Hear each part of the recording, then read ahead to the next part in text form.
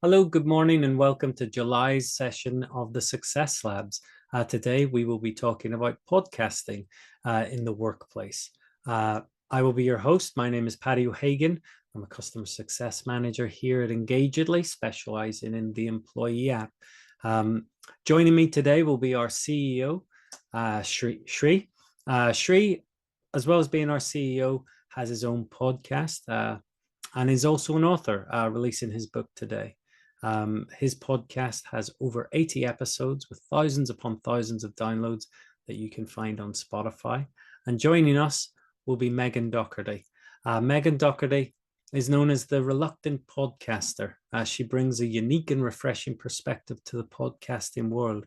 And despite her initial hesitations, Megan has embraced the microphone, sharing her authentic voice and candid insights on a wide range of topics. Her journey into podcasting is a testament to stepping out of one's comfort zone and discovering new passions. Megan's genuine and often humorous approach resonates with listeners, making complex subjects approachable and conversations relatable. Whether she's tackling industry trends, personal growth, or storytelling, Megan's podcasts offer a blend of wit, wisdom, and warmth that keep her audience coming back for more. Welcome, Shri, and welcome, Megan. Before we get started, I'd just like to go through what we're doing today and our format. So I've been asked by lots of customers recently about how to set up a podcast and that very, very basic beginnings of the podcast. So that's what we're going to look at today. We're going to talk about basic equipment. We're going to talk about software. We're going to talk about how to plan it, how to script it, recording and editing, and then go on to distribution and promotions. At the end, hopefully we'll have a good conversation with our guests. But first, I'd like to start off with, why are we podcasting?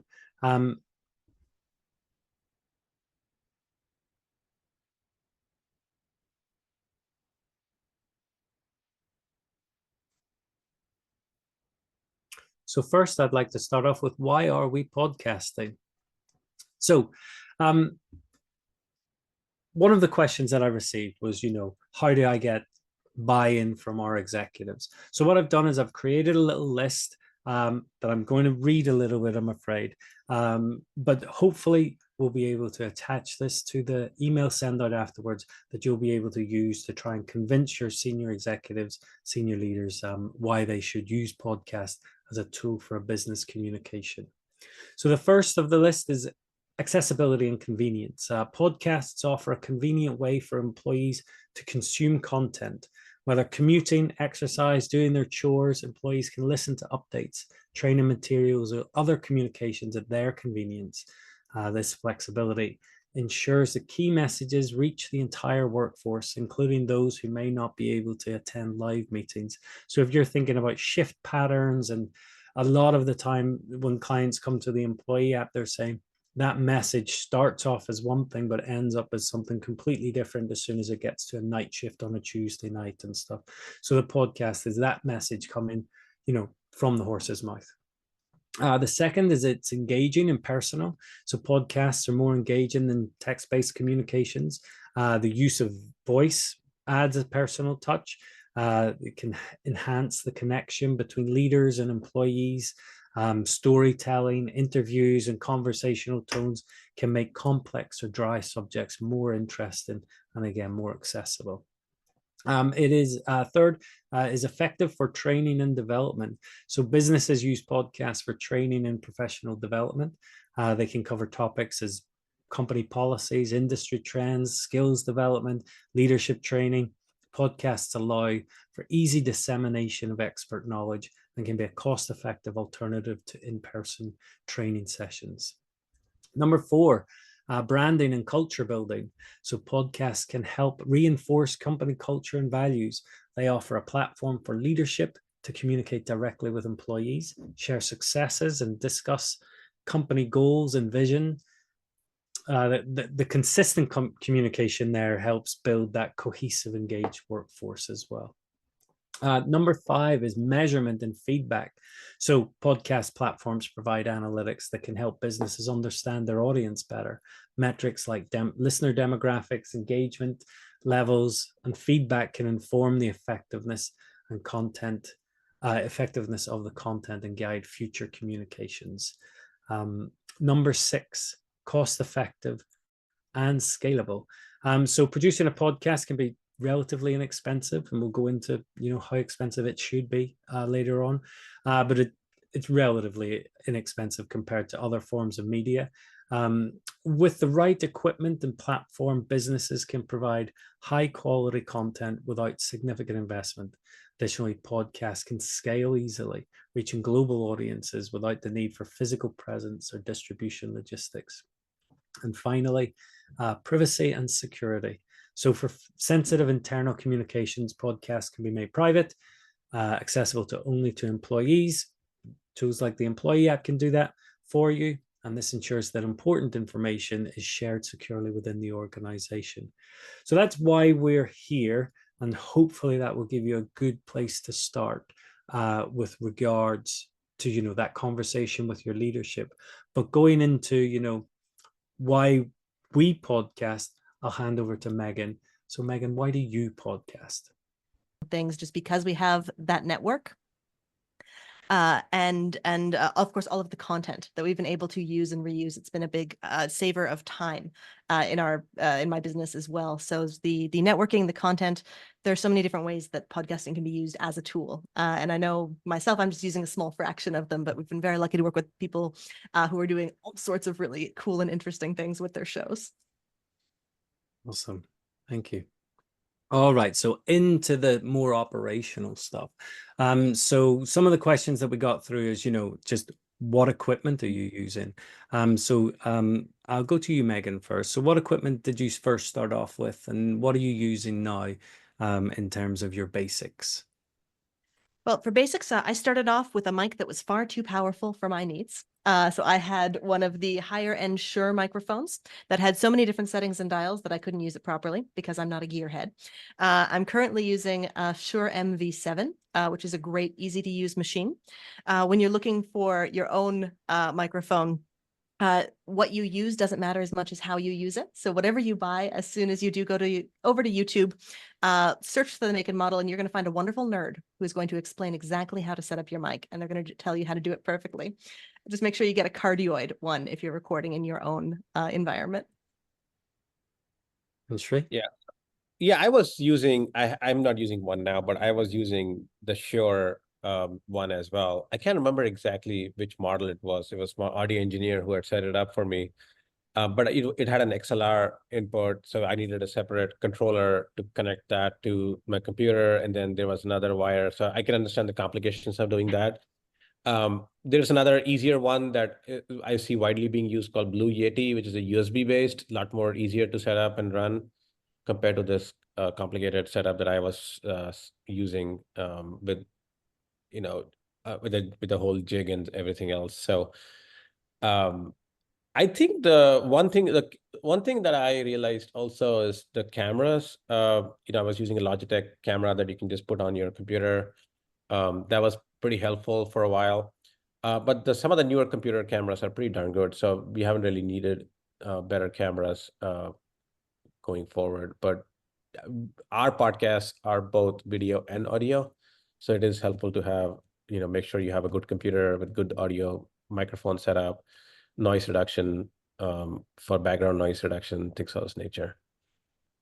Megan, do you record yours as well with video? I do. We don't release whole video episodes, but I do make sure that we capture all of the video so that we can use it in promotional materials. And we've got the video recording handy in case we ever need it. And do you both use lighting for that? Yes, I use a ring light a lot of times. A big ring light. It's about a foot in diameter or wider. I've currently got a small one. It's actually attached to my webcam, and you can adjust the light on a little bit depending on the settings. It's quite handy, especially because we're not a video first show. So that's enough for us. Mm-hmm. And what about headphones? So I'll jump in and say headphones, unless you're doing kind of the audio editing yourself, it doesn't matter that much what kind of headphones you're using. The most important thing in terms of recording is making sure that your mic is not picking up any sound from your computer. So there are some recording platforms, which I know we'll talk about soon, that make that easier than others. But you just want to make sure that if you're using headphones to basically protect your mic from the horrible sounds that come from your computer, you want it to be going into your ears and not into the microphone. Yeah, definitely. If headphones are necessary if you're using an external mic, but if you're using a computer mic, then the headphones are really for convenience at that point. Cool. All right. So next we are looking at free and paid software. So if anybody is using anything or wants to speak about a specific tool that our guests may have used, then fire them into the chat. But yeah, if you could give me just an overview of the types of software that you use, and is it free? Is it paid for? Thank you. Shri, we'll go to. Yeah, so I have been recording all my podcasts on Zoom, so it's not necessarily the most high fidelity version. I would recommend that if you want a high fidelity version, you use something like a Riverside FM, which does a lot better fidelity on both audio and video, but it does require a little bit of a setup on both sides, which makes it a little bit harder. So I try to avoid that so that I don't inconvenience my guests. But otherwise, Riverside would be my preference if it's something you're going to do on a regular basis, and you don't need to necessarily interview other people that may or may not be very technically savvy. So that's on the recording side. For editing, I don't really edit my videos and audio as much. There's a header and a footer, so which means there's a title sequence, opening sequence, which is already pre-recorded. That was done very professionally in the studio, and there's a post sequence that is also done professionally. So we just append that right on top. There's not a whole lot of editing that happens outside of that.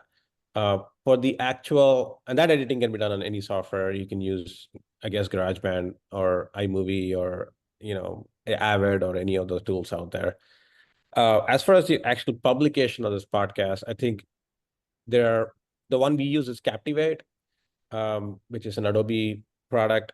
There's a subscription for it, which basically serves as a feed to all the podcast channels. You don't publish it individually to different channels. You can also use Podbean, which has been very popular lately. But my experience has been with Captivate, so I can't really speak to the other products for the podcast distribution.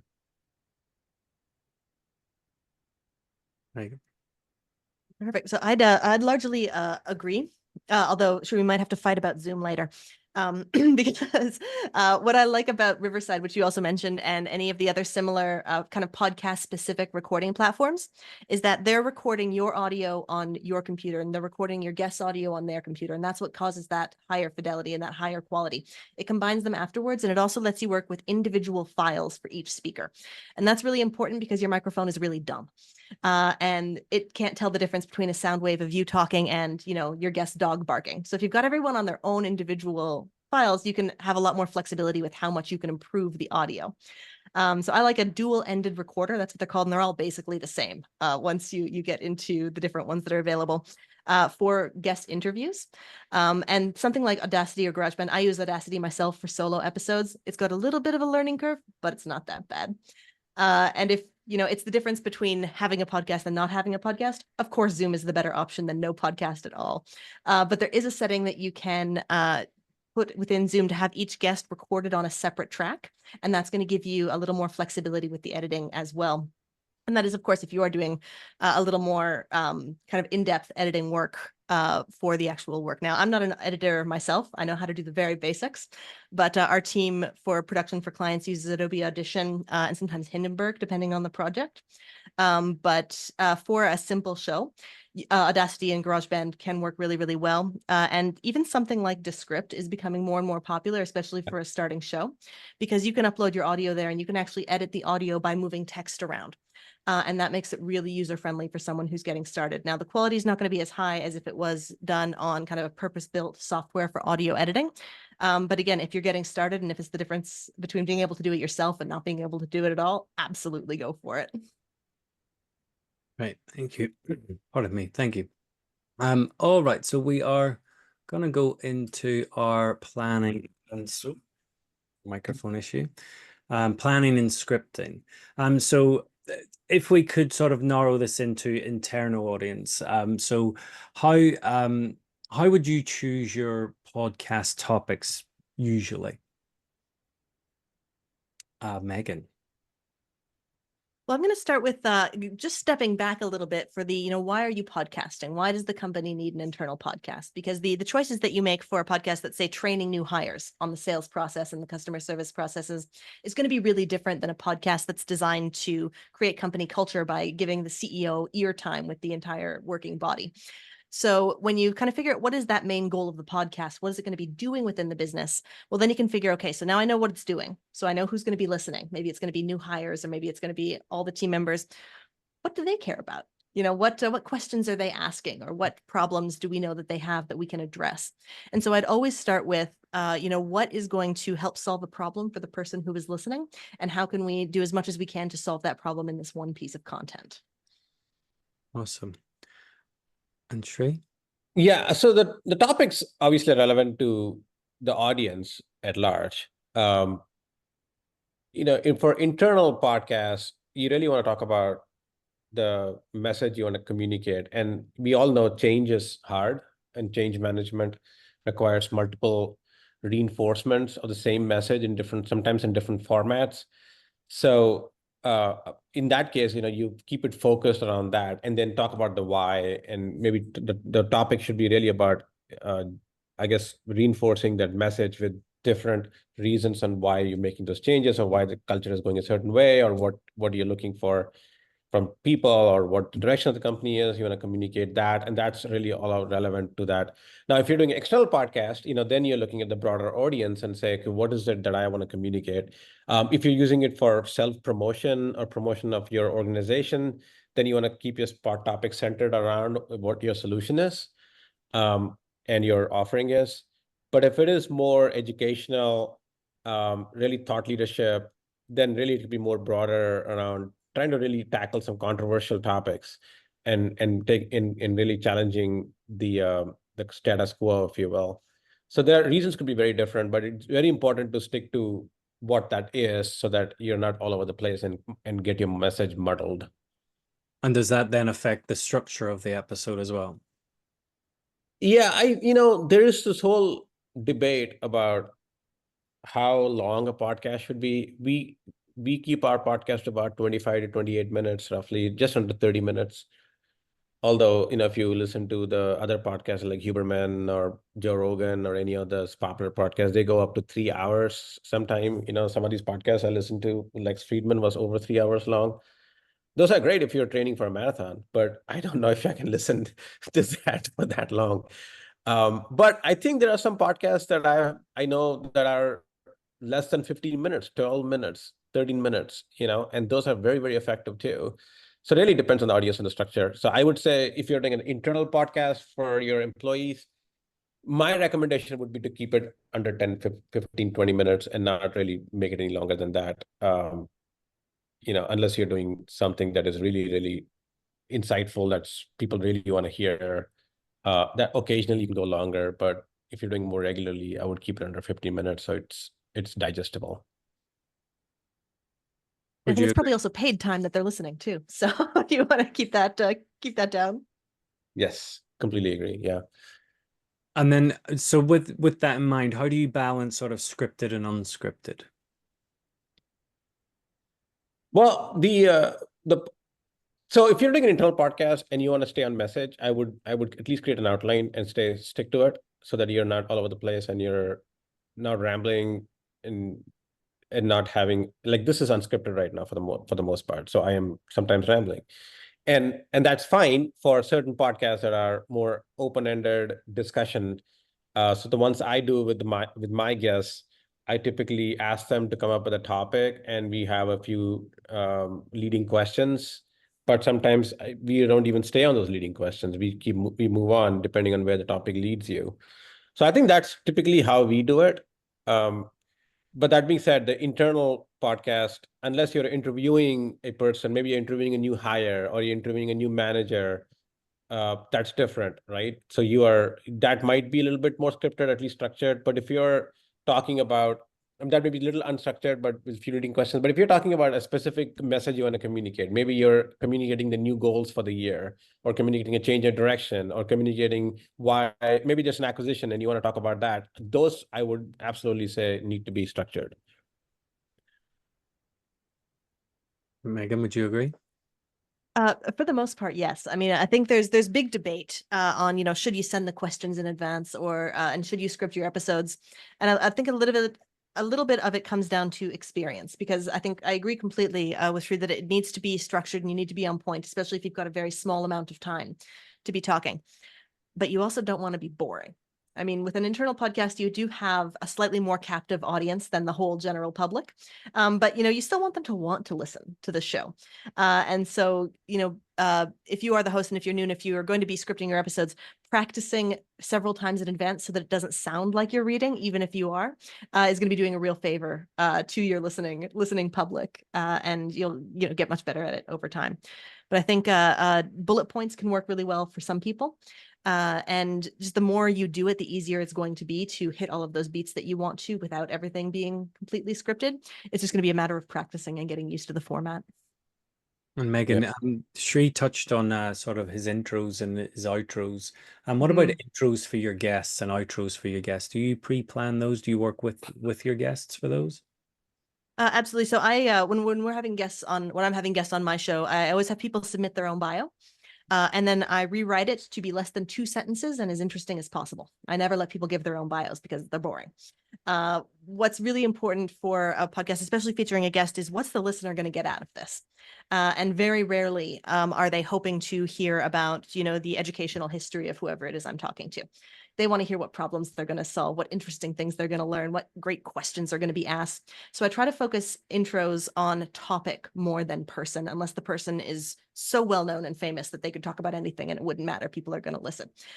So I really try to keep them short. The structure of an episode, you've got 30 seconds to grab someone's attention, or they're going to click away and do something else. Now, again, that can be a little different if they have to listen because they're being paid to listen, but you still want them to want to listen, right? So get as quickly as you can into the actual meat of the episode. Sometimes even start with the meat, then do your intro, then do the bio and get back to the meat, just so you've got that initial hook that's kind of convinced someone, all right, this is going to be worth the next 15, 20, 25 minutes of my time.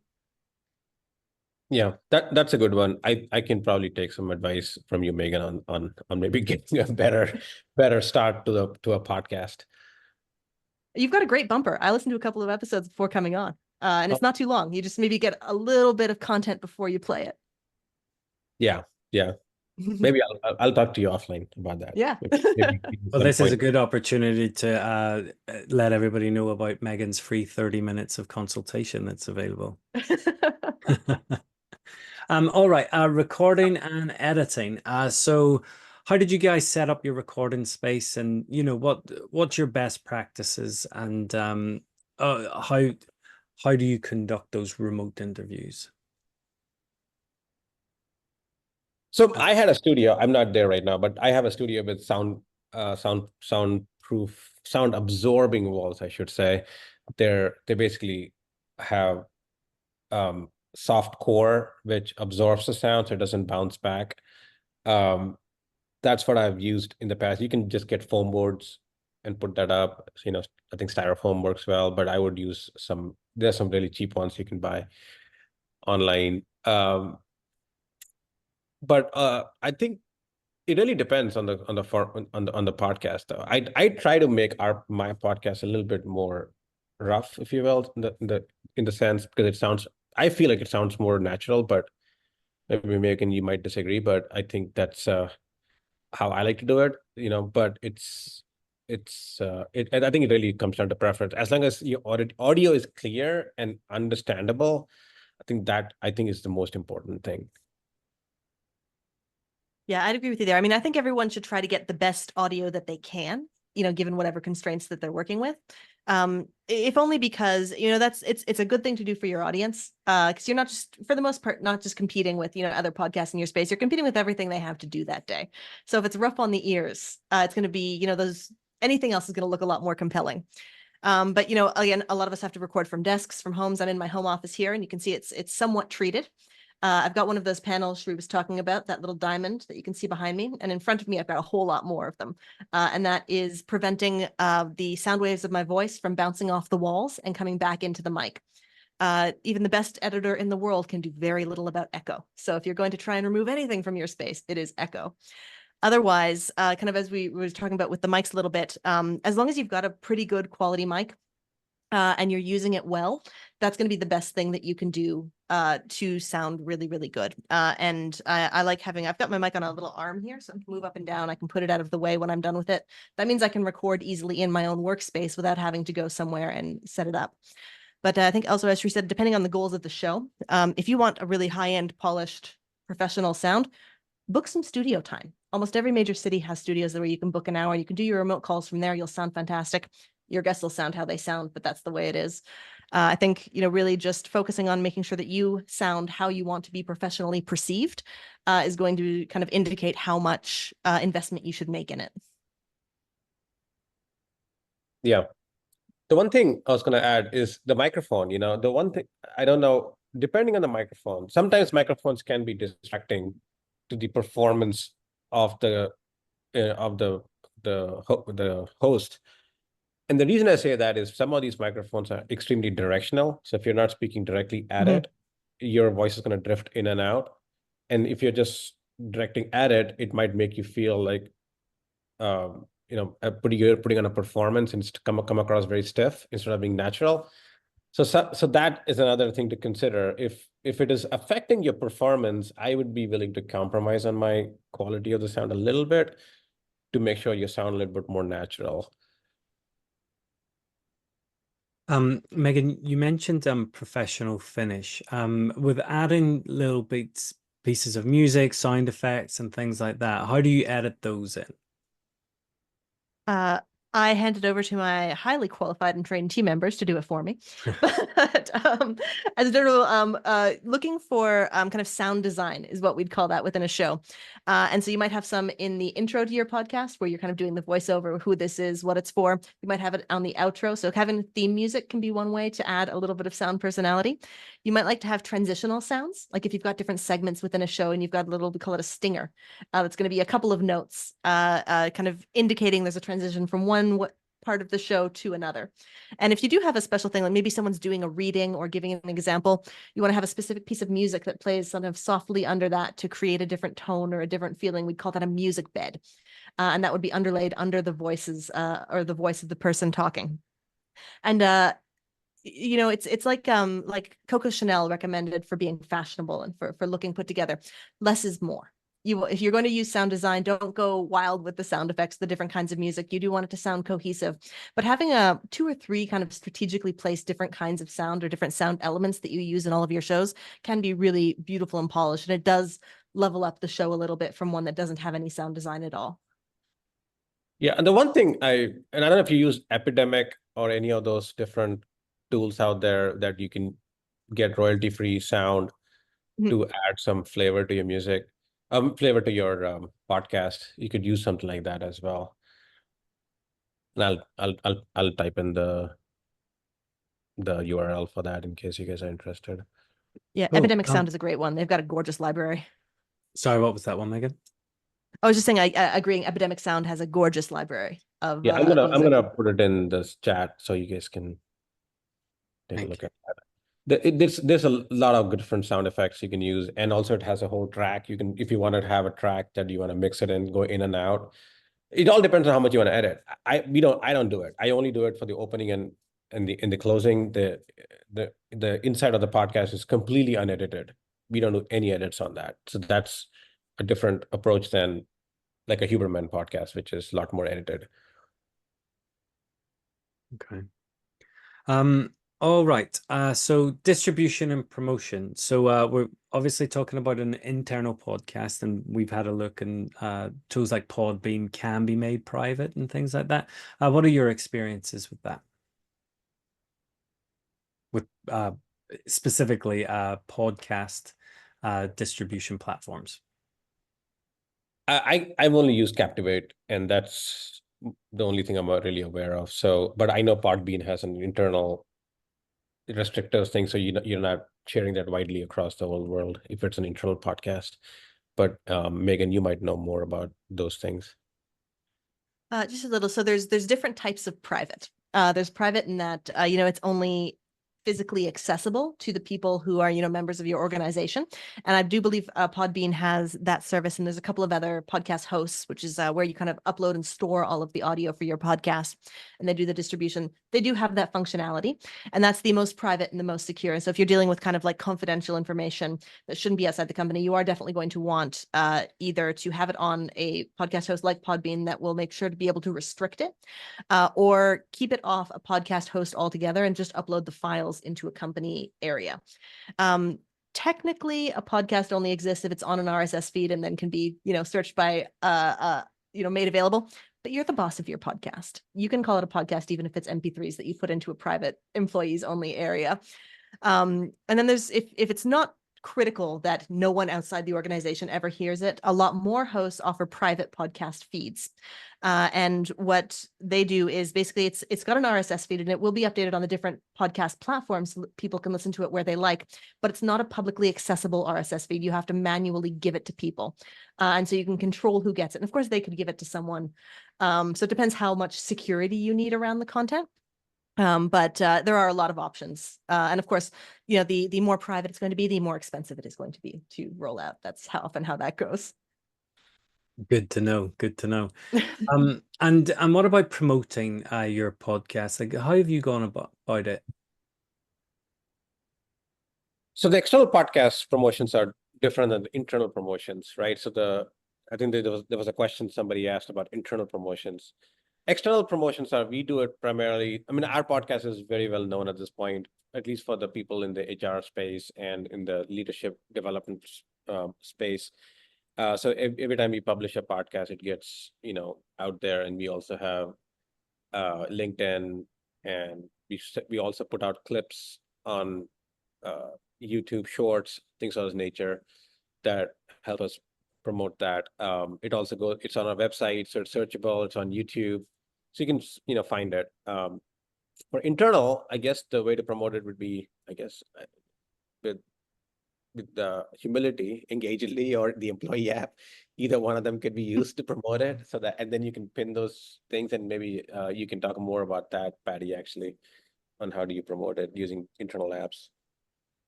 Yeah, sure. So, like with the employee app, there's a multiple way that you can notify your employees of a new episode. But I think having that internal branding for a podcast and having a continuous, consistent branding for it as well. So you talked about, the length of podcasts and things like that. If you have one that's 3 hours long and very, very boring, and then the next one is 7 minutes and stuff, that's going to cause confusion within your audience, and they'll look at the times and things like that. I think that's consistency is key, definitely with an internal audience. But then there's other ways as well, like when we're launching the app, so just sort of podcast adjacent, putting QR codes in places where it is appropriate for your employees to be listening to that podcast as well, break rooms, canteens, and things like that. Like those are the little ways of getting in as well. So you've got Big Bang sort of launching, here's a party, we've got a new podcast, but then that continual messaging through all of your plan sort of matrix of communication channels to get every employee. Because like going back to the start of saying, this is supposed to be my leader's voice being heard by everyone with equity throughout the organization. So it doesn't matter if you're on a night shift or you're at a desk with SharePoint access or something like that. It's the same voice and that same consistent message. But yeah, with consistency is the answer. Sorry. I also ramble. I'd just add to that one point about internal podcasts, especially if they are more evergreen. So if it's not content that is only important this week and is not going to matter next week, is having a really good indexing system for what was talked about when, so that people can really easily find the content that they need to listen to. So if there's a podcast about, say, a new acquisition or a new policy, how easy is it for someone to find that and quickly identify which episode they need to listen to? So that can come in titles, descriptions, how you're kind of storing the information and making it searchable for the people who are listening to it. Very good. So let's move on to Q&As because there's lots and we're running out of time rapidly. So I've got a couple that were preloaded, but there's a couple in the chat there. So Mike's asked, if you have your camera on, do you blur your background? Do you stage it or do you upload an image? They're exploring adding video to their podcasts. Yes.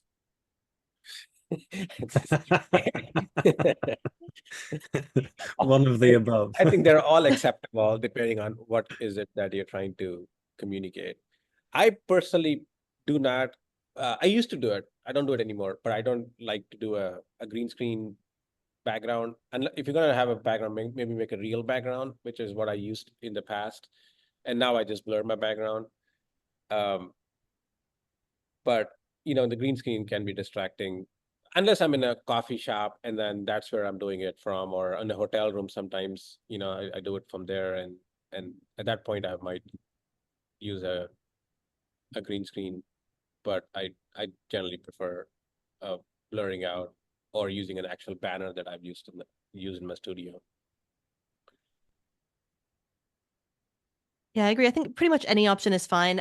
The kind of the images that Zoom can try to put in behind you, they look weird and distracting. They're going to cut off your hair or your ear or part of your mic, and it looks a little odd. As you can see, I like to go au naturel with the background. But I think whatever your taste is, as long as you look like a person, you're good to go. The only thing I'll add is make sure you're aware of the light, where the light is from. You want to make the light should be in front of you, and it should be as much diffused as possible. Not to pick on you, Patty, but you can see that big spot on your face, and these cameras don't have the same level of latitude. It could be worse as our eyesights do. Our eyes have a lot more latitude of light compared to these cameras do. So you want to be able to have a lower latitude but more diffused light in front of you. So spotlights are not good ideas. Backlights are terrible ideas as well, especially if you're gonna be on camera. I feel personally attacked with both those answers. But can I jump in there as well? I did a little bit of video coaching with my clients as well. Authenticity is the key. I think, like having a fake background with, gold lilt columns and things like that just isn't going to work for an internal broadcast. Or if your leader is on the beach in Hawaii having a nice time and stuff, that they might want to pick somewhere more modest and but authenticity, I think, is the key with the background as well. All right, we got two good ones. I think we've touched on all the others pretty okay. I love this question. How to make it fun when it's government and the Department of HR? Megan. I love this. I adore boring podcasts because in industries like HR, in government, and don't get me started on taxes. Oh man, I love taxes. There's always something going on, and there's always something to talk about, and there's always something new that's happening legislatively or politically or within the news cycle. There's always something to talk about, and there's always information that needs to be shared. And so I think the enthusiasm of the host counts for so much here, because you can sound incredibly boring talking about a boring topic, or you can be engaged and find the interesting things and find the narrative around it. Even the most boring topic affects humans, and what happens to humans is interesting. So if you can structure what you need to share, even if it is the most tedious thing you can imagine in terms of how is this impacting people, how is this going to impact you and the job that you do and the clients that you serve, or the communities that you work in, you can make it a lot more interesting. And in the rare occasions when you can't, just own it and say, I'm sorry, everybody, this is going to be the longest 10 minutes of your life, but we're in this together. Add that personality to it and kind of get your listener on the same team as you are in terms of the boring stuff that sometimes just needs to be done. So I will say one thing. So the podcast can be either a monologue which is just you speaking, there are some podcasts that's all it is, and some podcasts are more interactive, like we are speaking here. I think if it's a boring subject, making it interactive is probably a lot better idea to do, because people do get that stimulus from different voices and tones that switch back and forth instead of a monologue for 15 minutes straight. And if you have a guest like Megan, who is high energy, then your podcast is going to be a hit. I would agree with that. All right, last question. How do you measure success of an internal podcast? And realistically, what percentage of employees do you expect to tune in? Shri. I think the success of an internal podcast is hard to measure with one episode. You got to see how many episodes you get into before, it'll be hard to even measure good participation from a listening perspective until you are like episode 8 or 10 or even more than that. But ultimately, success is really about what percentage of the audience actually listened into it, how many drop-offs did you have, did people drop off after the first 2 minutes on an average, or did they drop off towards the end? Those things all matter in terms of how you measure success. Employees who should watch, I mean, that's a difficult one. It really depends on your organization, right? I would say anything more than 10% is a win, to be honest, but I don't know the data on what the actual industry standards are or benchmarks are. I'm going to bring this one back around to the reason you started the internal podcast to begin with, because that's going to have really different indicators of success or failure. So let's say, you started a podcast to facilitate training. Well, so you look at how long it took a new team member to get onboarded before you had the podcast, and then after you had developed all of these materials. And if that time reduced before they were up and running on their own, say by 20% because of that podcast content, that's a huge success. Absolutely massive. If you're trying to measure something a little more nebulous like company culture, that can be a lot more challenging to measure, but you can still do it in terms of maybe looking at instances of shared vocabulary. Let's say you use a term on the podcast that you'd like to see more broadly used. Well, then you can look at in the chat and in the different messaging functions, how often is that term being used now that we're saying it in the podcast? And that can give you an idea of how much of the impact on the culture that the podcast is having. Those are just kind of two ideas off the top of my head. But if you put your mind to it and you've got a good enough spreadsheet, you can measure anything you like.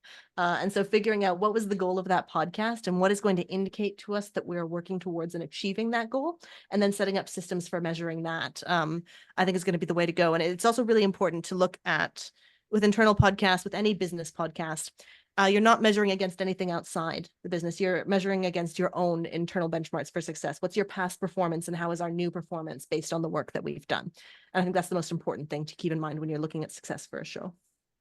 Yeah. One question I would ask you, Megan, I guess, is this is just a postulation that you should probably have different people come into your podcast if you have a common host, but that's across all levels. So it's not always a leader talking about it. You have maybe a manager or a frontline worker or a person, even a customer occasionally into your internal podcast as well, or a thought leader from external, but have people across the entire spectrum, across all levels, participate in different, and that might actually I think it would make a huge impact on your overall validity, not validity, but credibility, I guess, to some extent of your podcast and the overall reach of your podcast, because there's more people who might be like, oh, my voice matters. So that might spread it out. But Megan, I'd like to get your view on that.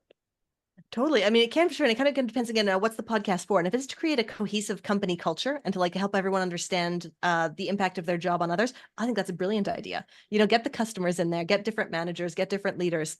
That can be a really great culture building podcast. I know my spouse works for the Canadian Medical Association Journal, and they've got an internal podcast, and they interview team members so that the large organization kind of gets to hear from everybody, and everybody loves it. It's a great part of their work and being able to do that. And that can be one really good purpose for a show. It's not every internal podcast, I think, maybe needs that or would benefit from that. I've also heard of some where it's really about the leadership of the company sharing their insight. They want to connect with the team, but there's hundreds of employees. You can't talk to all of them. The podcast is a way for them to do that. And so in that case, it really should be, shorter segments of just that, executive member. So it really comes down to what's the podcast for and how are we going to best achieve that goal? I think that's a fantastic spot to end it. Thank you, Megan. Thank you, Shri. Super fun conversation. To follow up, I'll follow up with an email with all of the links and everything that were shared in the chat, and also links through to Megan and Shri. And thank you all for your time today. It's been excellent. Thank you. Thank you.